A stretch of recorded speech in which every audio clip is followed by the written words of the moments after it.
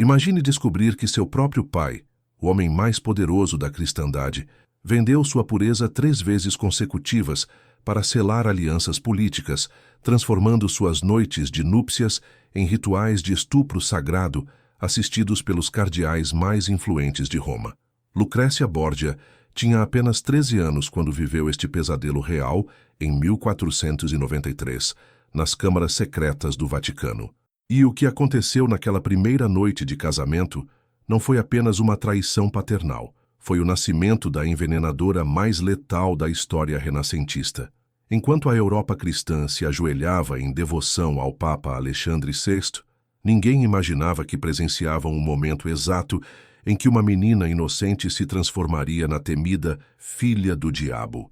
O que começou como orações vespertinas no Palácio Apostólico se converteu numa história de abuso papal, manipulação incestuosa e uma vingança tão sutil que ainda hoje os toxicologistas forenses se recusam a revelar como ela conseguia matar sem deixar vestígios.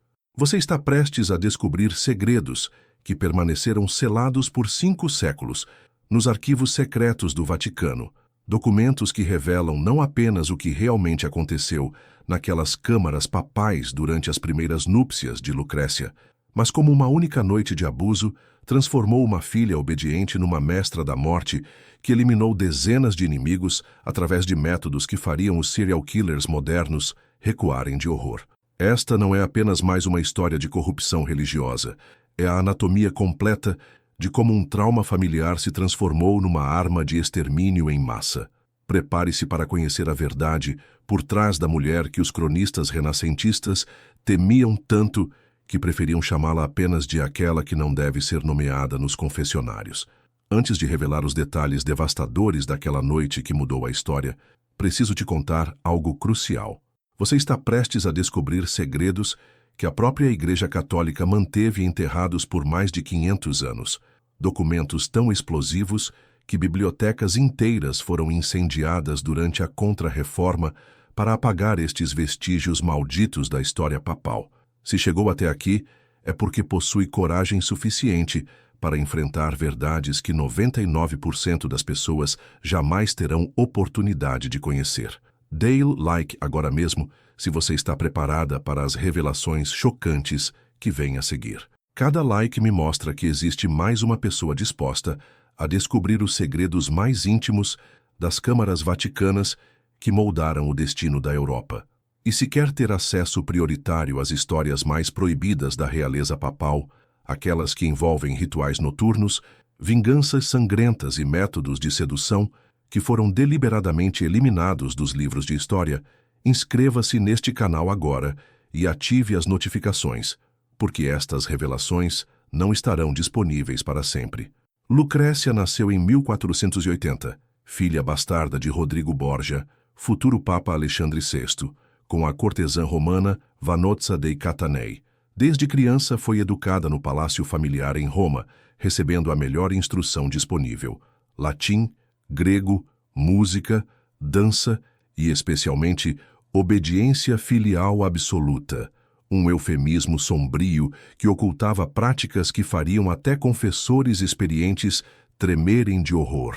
Aos 10 anos, Lucrécia já demonstrava a beleza excepcional que se tornaria sua bênção e maldição. Cabelos dourados que brilhavam como fios de ouro puro quando iluminados pelas velas da capela, olhos azuis penetrantes que hipnotizavam cardeais veteranos, e uma graça natural que fazia diplomatas experientes perderem a composição ao vê-la caminhar pelos salões papais. Rodrigo Borgia observava sua filha com uma intensidade que perturbava até seus aliados mais próximos. Quando Rodrigo ascendeu ao trono papal em 1492, assumindo o nome Alexandre VI, Lucrécia tinha 12 anos e já havia sido prometida em casamento político 3 vezes diferentes. Cada noivado cancelado aumentava as suspeitas sobre os interesses especiais que o novo Papa nutria por sua filha mais bela. Os cronistas da época registraram com inquietude crescente como Alexandre VI insistia em que Lucrécia permanecesse sempre no Vaticano, ocupando apartamentos privados conectados diretamente às câmaras papais através de passagens secretas que poucos cardeais conheciam. O primeiro casamento oficial foi arranjado com Giovanni Sforza, senhor de Pesaro, em junho de 1493. Lucrécia tinha 13 anos. A cerimônia transcorreu normalmente na Capela Sistina, mas testemunhas relataram posteriormente comportamentos estranhos durante o banquete nupcial. Alexandre VI permanecia obsessivamente próximo à filha, sussurrando instruções íntimas em seu ouvido e dirigindo olhares de posse que faziam os convidados desviarem os rostos com desconforto. Quando chegou o momento sagrado da consumação matrimonial, algo terrível aconteceu. Giovanni Sforza foi escoltado não às câmaras nupciais, mas a uma sala de espera adjacente. Documentos secretos descobertos nos arquivos Sforza em 1960 revelam a carta desesperada que Giovanni escreveu ao irmão naquela mesma noite. O Papa exigiu presenciar e orientar pessoalmente o ato conjugal. Quando me recusei, fui removido à força. Ouvi gritos. Gritos que nenhum homem deveria escutar numa noite de núpcias. Alexandre VI havia transformado a primeira noite de casamento da própria filha num ritual de iniciação sexual, onde ele mesmo assumiu o papel que deveria pertencer ao marido. Lucrécia, com apenas 13 anos, foi brutalmente instruída pelo próprio pai sobre os deveres conjugais, enquanto Giovanni permanecia trancado numa sala adjacente, forçado a ouvir tudo através das paredes espessas do Palácio Apostólico. O que Lucrécia descobriu naquela primeira noite foi que seu casamento era apenas fachada para as perversões papais. Durante os meses seguintes, Alexandre VI desenvolveu um sistema diabólico.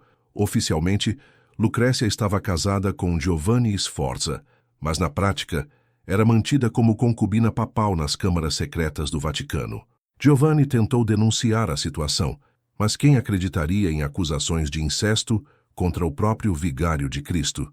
Quando finalmente reuniu coragem para ameaçar exposição pública, foi encontrado morto em seus aposentos em circunstâncias misteriosas. O matrimônio foi anulado oficialmente por impotência masculina, uma ironia cruel, considerando que Giovanni jamais teve oportunidade de tocar sua própria esposa. Em 1498, Alexandre VI arranjou o segundo casamento de Lucrécia, com Alfonso de Aragão, duque de Bisegli. Ela tinha 18 anos e já havia desenvolvido uma frieza emocional que preocupava até suas damas de companhia mais próximas. O padrão se repetiu com precisão sinistra: cerimônia pública normal, banquete com comportamentos estranhos do Papa e, na noite de núpcias, a mesma substituição monstruosa. Alfonso foi mais resistente que Giovanni. Tentou enfrentar fisicamente os guardas papais que vieram buscá-lo durante a madrugada. A luta foi breve, mas violenta.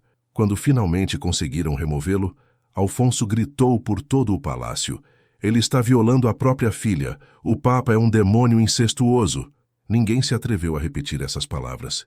Durante 2 anos, Lucrécia viveu oficialmente casada com Alfonso, mas, na realidade, permanecia prisioneira sexual nas câmaras papais.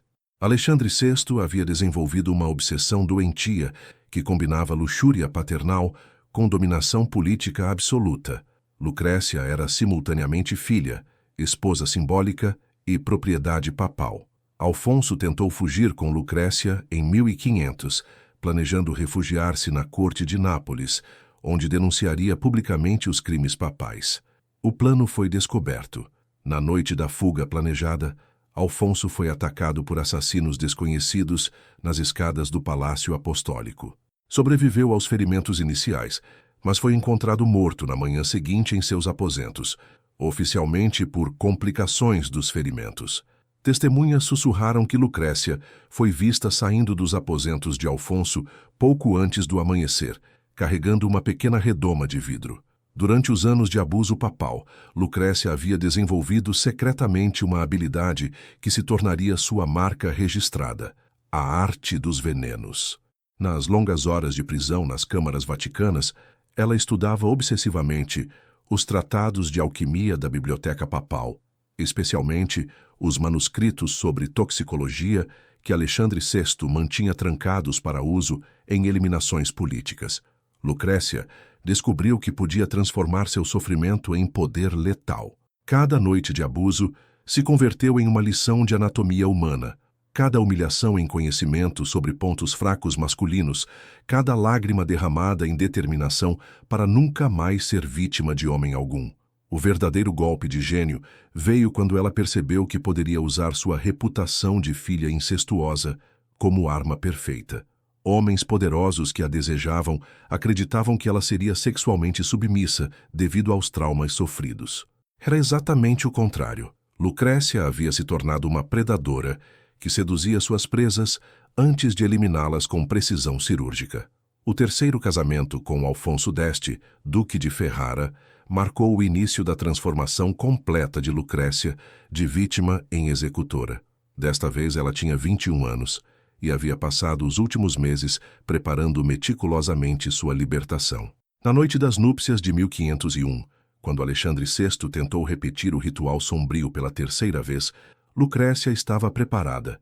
Documentos descobertos no século XX nos arquivos secretos de Ferrara revelam que ela havia envenenado previamente o vinho que seu pai sempre bebia antes destes rituais. Não o suficiente para matar, isso seria suspeito demais, mas o suficiente para deixá-lo incapacitado durante horas cruciais. Pela primeira vez em 8 anos, Lucrécia conseguiu passar uma noite de núpcias com seu marido oficial, sem a interferência monstruosa paterna. Alfonso d'Este relatou posteriormente que sua esposa demonstrou uma fome carnal que o surpreendeu completamente. Era a fome de uma mulher finalmente livre para expressar sua sexualidade sem medo. Uma vez estabelecida como duquesa de Ferrara, Lucrécia criou o que os historiadores consideram o primeiro laboratório feminino de toxicologia da história. Localizado numa torre secreta do castelo, ela desenvolveu venenos tão sofisticados que suas vítimas morriam semanas depois do envenenamento, tornando impossível estabelecer conexão causal. Sua especialidade eram os venenos de absorção cutânea, aplicados em objetos pessoais. Anéis, colares, lenços perfumados. Um simples beijo na mão podia carregar dose letal de toxinas que se infiltravam pela pele e atacavam o sistema nervoso gradualmente. As vítimas experimentavam semanas de agonia crescente, mas os sintomas imitavam doenças naturais com perfeição diabólica. Entre 1501 e 1519, pelo menos 47 homens que haviam estado envolvidos no esquema de abuso papal morreram em circunstâncias misteriosas. Todos tinham em comum o fato de terem presenciado, facilitado ou se beneficiado da situação de Lucrécia durante os anos de trauma vaticano. A vingança final veio em agosto de 1503. Alexandre VI, agora com 72 anos, ainda tentava manter controle sobre a filha através de chantagens emocionais e ameaças políticas. Lucrécia havia se tornado poderosa demais para ser controlada fisicamente, mas ele ainda a manipulava psicologicamente, usando a culpa e os segredos compartilhados. Durante um banquete no Vaticano, para celebrar os esponsais de outro Borgia, Alexandre VI foi servido vinho por sua própria filha, um gesto aparentemente carinhoso de reconciliação familiar. Ele morreu 12 dias depois, oficialmente de febre romana, mas os sintomas foram idênticos aos de envenenamento por arsênico de absorção lenta. A ironia foi perfeita. O Papa, que havia usado sua filha como objeto sexual durante 8 anos, foi eliminado pela mesma filha usando conhecimentos que ele próprio havia fornecido acesso através da biblioteca papal. Chroniclers da época registraram que durante o funeral papal, Lucrécia permaneceu impassível junto ao caixão, sussurrando orações em latim. Testemunhas próximas juraram ter ouvido as palavras: "Finalmente, pai, você não poderá tocar em ninguém mais." Após a morte de Alexandre VI, Lucrécia viveu mais 16 anos como duquesa de Ferrara, transformando-se numa das patronas de arte mais influentes do Renascimento italiano. Oficialmente, ela financiava pintores, poetas e músicos. Secretamente, mantinha uma rede de espiãs e envenenadores que eliminava qualquer ameaça aos seus interesses ou aos segredos que ela guardava. Lucrécia nunca se casou novamente depois de Alfonso d'Este, mas manteve dezenas de amantes cuidadosamente selecionados. Cada relacionamento era estratégico. Ela seduzia homens poderosos, extraía informações valiosas e, quando necessário, os eliminava sem deixar rastros. Desenvolveu uma reputação lendária como amante irresistível e perigosa, exatamente a imagem que desejava projetar. Ela morreu em 1519, aos 39 anos, cercada de luxo e poder absoluto. Suas últimas palavras, registradas por seu confessor pessoal, foram: Deus me deu justiça própria, já que os homens me negaram proteção. No leito de morte, ela mantinha nas mãos um pequeno frasco de cristal que nunca permitiu que ninguém tocasse, supostamente contendo a última dose do veneno que havia usado contra o próprio pai. Documentos descobertos em 1962 durante reformas no castelo de Ferrara revelaram o segredo final de Lucrécia. Ela havia documentado meticulosamente cada crime cometido pelo pai, cada abuso sofrido e cada vingança executada. Mais chocante ainda, ela havia treinado secretamente outras mulheres vítimas de abusos similares, ensinando-lhes os mesmos métodos de envenenamento e manipulação que ela havia desenvolvido. Existe evidência de que pelo menos 12 outras viúvas misteriosas do Renascimento italiano foram discípulas de Lucrécia, criando uma rede feminina de vingança que operou em silêncio por décadas. O último documento encontrado continha uma frase que resume perfeitamente sua filosofia: os homens usam força para dominar, as mulheres inteligentes usam paciência para destruir. Esta história extraordinária de Lucrécia Borgia nos revela uma verdade perturbadora sobre a natureza humana. Jamais subestime o poder devastador de uma mulher que transformou trauma em estratégia de sobrevivência. O que começou como abuso papal em 1493 desencadeou uma das vinganças mais calculadas da história renascentista, provando que certas feridas emocionais nunca cicatrizam, apenas se transformam em armas letais de precisão cirúrgica. Os arquivos históricos guardam centenas de segredos similares sobre duquesas, condessas e princesas que sofreram traições íntimas nas câmaras reais e, posteriormente, reescreveram a história da Europa através de vinganças meticulosamente orquestradas. Estas mulheres desenvolveram métodos de eliminação de rivais, estratégias de manipulação masculina e técnicas de controle psicológico que fariam os especialistas modernos em guerra psicológica recuarem com respeito e terror. Você acabou de descobrir apenas uma fração do que realmente acontecia por trás das cortinas douradas dos palácios renascentistas. Existem dezenas de outras histórias igualmente impactantes, esperando ser reveladas. A condessa húngara que banhava-se em sangue de virgens depois de descobrir a infidelidade do marido na lua de mel, a duquesa italiana que criou um bordel secreto só para chantagear cardeais corruptos, e a marquesa francesa que desenvolveu o método perfeito para detectar mentiras masculinas durante o ato íntimo. Se você quer conhecer estes segredos explosivos das câmaras reais, inscreva-se agora neste canal e ative as notificações para não perder nenhuma revelação chocante.